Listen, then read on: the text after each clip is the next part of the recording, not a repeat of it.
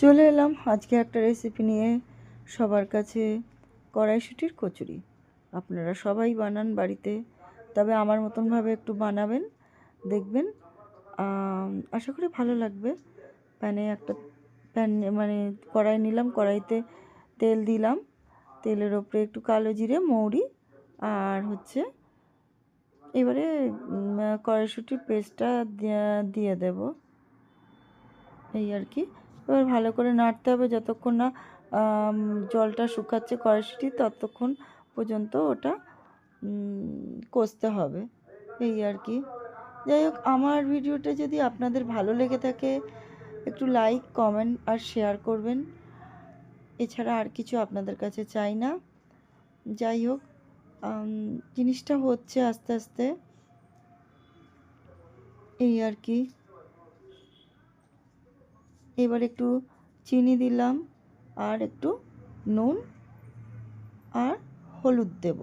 চিনিটা সত্যি আমি সব তরকারিতে দেই একটু টেস্টটা আসার জন্যে, টেস্টের জন্য একটু চিনি দেওয়া হয়। একটু হলুদ দিলাম, ব্যাস। এবার ভালো করে মিশিয়ে আর কি কষতে হবে, যে জলটা শুকিয়ে যায়, এই আর কি। যাই হোক, কালারটা কিন্তু আস্তে আস্তে চেঞ্জ হচ্ছে, যতটা আর কি যখন জলটা ভালোভাবে হয়ে যাবে কালারটা চেঞ্জ হয়ে যাবে। দেখুন কালারটা চেঞ্জ হয়ে গেছে, শুকিয়ে গেছে, এই যে নামালাম। এবার ময়দার সাথে নুন, চিনি, তেল দিয়ে যেমন ময়দা মাখি মেখে তার মধ্যে এই কড়াইশুঁটির পুরটা ভরে রাখলাম। এবারে ভালোভাবে বেলে নিলাম, নিয়ে এবারে তেলের ওপরে কড়াইশুঁটিটা দিলাম, কচুরিটা আর কি, কড়াইশুঁটির কচুরি বেশ সুন্দরভাবে ফুলে উঠছে।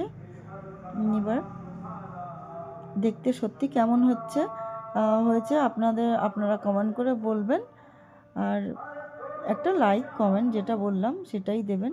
আর কড়াইশুঁটি কচুরির সাথে আছে আলুর দম, সত্যি খুব ভালো লাগে, তাই না? যাই হোক, এইভাবে আমাকে